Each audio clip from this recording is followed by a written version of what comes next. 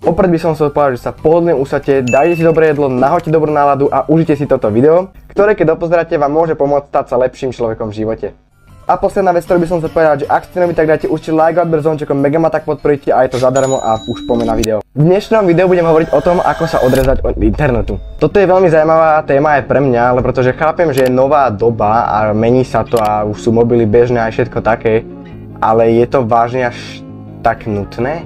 Áno, do tejto doby patria mobily, internet, tablety, počítače, ale akože vážne chceme stráviť polku života na proste týchto zariadeniach? Odo mňa to vyznie fakt divne, lebo mám 15 rokov a tiež som na mobile dosť dlho a dovolil by som si povedať, že až nadpriemerne, ale chcel by som s tým niečo robiť. Na tom internete proste kúkame ten Instagram, TikTok, YouTube, to už je jedno a vidíme tam proste kokos nejaký čávo, tam proste chodí v lambe, býva v nejakom miliónovom dome a my sa na to pozeráme a decid, iba sa na to pozeráme a takmer kvôli tomu nič nerobíme akože. Možno to je náš sen a my kúkame, jak niekto iného žije a nič si nerobíme proste. Česť výnimkám, čo už niečo robia, napríklad štrikujú alebo pečiete alebo hocičo iné čo robíte a snažíte sa v tom byť dobrý, tak česť vám, pretože aspoň niečo robíte na rozdiel od nás, čo len kúkame do mobilu a nič nerobíme. Dôležité, že mákate, kým ostatní nič nerobia a kúkajú sa na to, že ako niekto iný ich žije sen a práve vy si za tým snom idete a ak si ešte za tým snom nejdete, tak by ste si za ním mali ísť. OK, stop.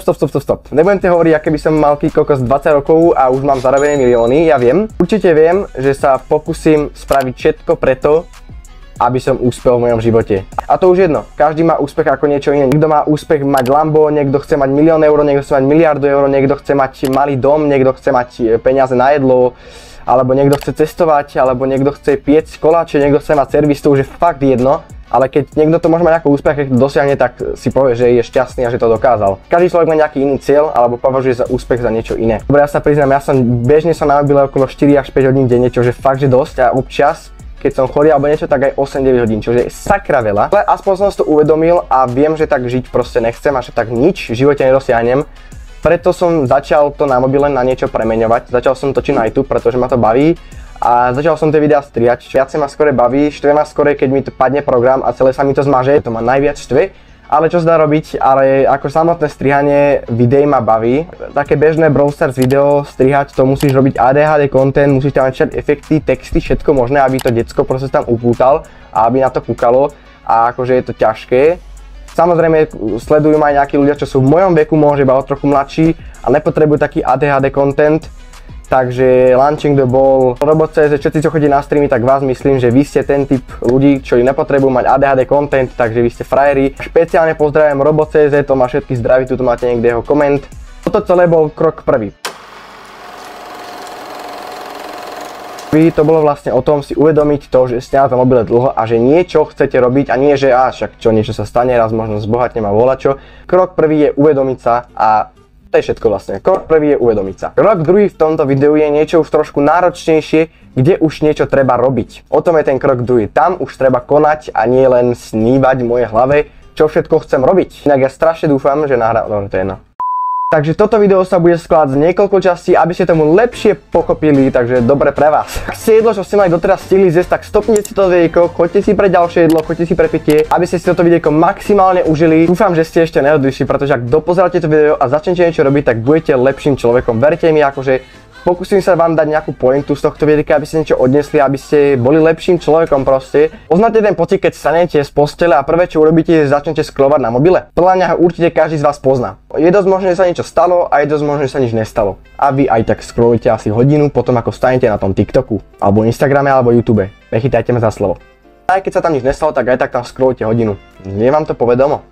Podľa mňa hej, aj celkom aj mne. Dnes sa pozrieme na to, ako sa odpojiť z internetu a jednoducho začať žiť konečne, aj ten reálny svet, lebo vraj nejaký existuje. Prvý taký diel, alebo prvá taká časť tohto videjka je, že prečo sa vlastne odpojiť od toho internetu.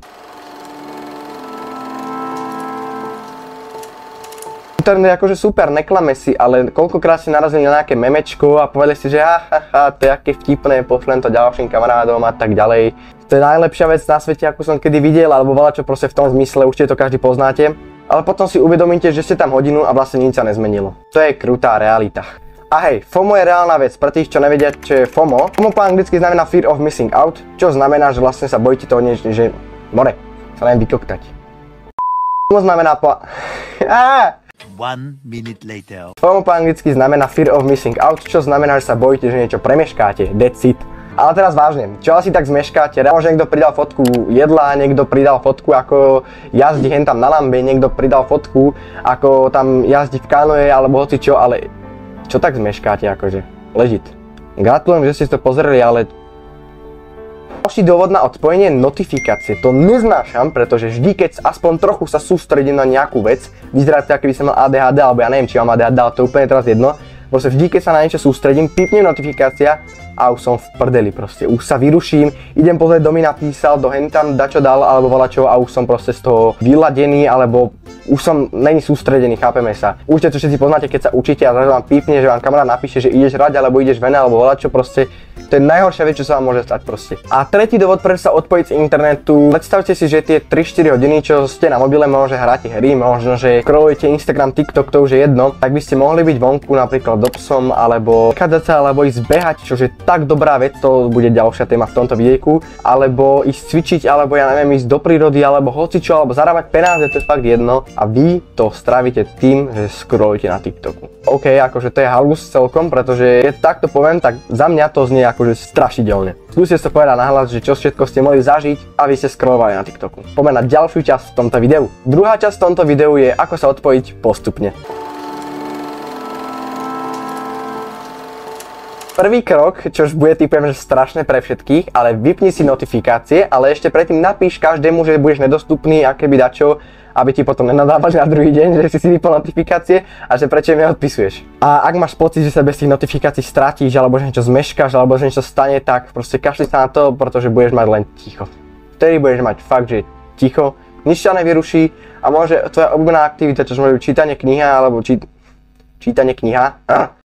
čítanie knihy, alebo skladanie lega, alebo vyrábanie, pečenie, tak ťa potom nevyruší nič a maximálne si to užiješ, čo je za mňa skvelá vec, keď vás niečo baví a užijete si to a nič vás nevyruší. Ďalší krok je režim Do Not Disturb. Zapni si Do Not Disturb režim na nejaký čas, kedy chceš robiť niečo produktívne, aby ťa nič nerušilo. Je to akéby vypnutie notifikácií, ale to si nastavíš, že kedy sa ti to zapne a vtedy budeš robiť produktívnu vec a kedy sa ti to vypne, chápeme sa, hej? Takže proste si zapni Do Not Disturb režim nerušiť a dá si ho tak, kedy budeš robiť niečo produktívne. A proste si to nastav tak, keď budeš robiť niečo produktívne alebo sa budeš tváriť, že robíš niečo produktívne, tak si to proste nastav a vtedy ťa nič nebude rušiť každý deň nejaký rovnaký čas. Dobre, ideme do tretej časti tohto videa. Dúfam, že tu ešte všetci ste ostali, pretože vážne verte mi, po tomto videu budete aj sa cítiť, že to je skvelo, verte mi, proste je to úplne tretia časť v tomto videu OMG a to je, čo robiť namiesto toho internetu. Robiť? To je tá najťažšia otázka, ja viem, ale dneska vám poviem napríklad, čo robiť namiesto toho internetu. Ale verte mi, proste existuje celý svet, nie len ten mobil, ale celý svet okolo vás existuje a v ňom môžete robiť skoro čo len chcete. Ja neviem, môžete ísť von, prejsť sa na čistý vzduch, alebo môžete ísť behať, čo je veľmi dobrá činnosť, alebo môžete ísť cvičiť, alebo môžete ísť kúpať sa, keď je leto, alebo môžete ísť stavať snehuliaka, hocičo, čo je zábavné proste. Ak chcete byť super old school, tak si zoberte knihu a poďte čítať knihu. Dokonca, čo ja nemám rád čítanie kníh, tak momentálne som začal čítať 2 knihy. Keď už som niečo začal čítať, tak som sa rozhodol, že začnem čítať niečo, čo mi v živote dokáže pomôcť. Čož je prvá kniha a to sa volá Atomové návyky. To je kniha, kde James Clear hovorí o tom, ako malé kroky dokážu zmeniť váš život.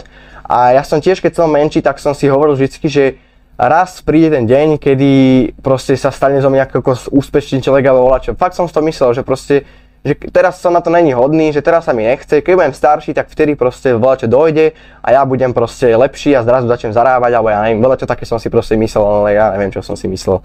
A tento človek tuto hovorí, že malé návyky a malé hobby, veci, čo začnete robiť každý deň, tak vám môžu zmeniť život a ja keď som to čítal na nejakej 80. strane, alebo tak nejak, je to fakt akože dobrá kniha, odporúčam každému a je to fakt pravda. Malé návyky, čo každý deň robíte, tak vám dokážu zmeniť život. Neviem, či jak to mám proste vysvetliť, ale kúpte si tú knihu, prečítajte si, je to fakt kniha, ktorá vám si myslím, že vážne pomôže. Odporúčam túto knihu, aj keď nemáte radi knihy. Druhú knihu som dostal na Vianoce a to je Ayrton Senna. To nevie, to je tak, to je Formula 1 driver, je to z iných najlepších driverov na svete, ak to nebol jeden najlepší jazdiť na Formule 1 na svete, ktorý zomrel bohužiaľ v roku 1994.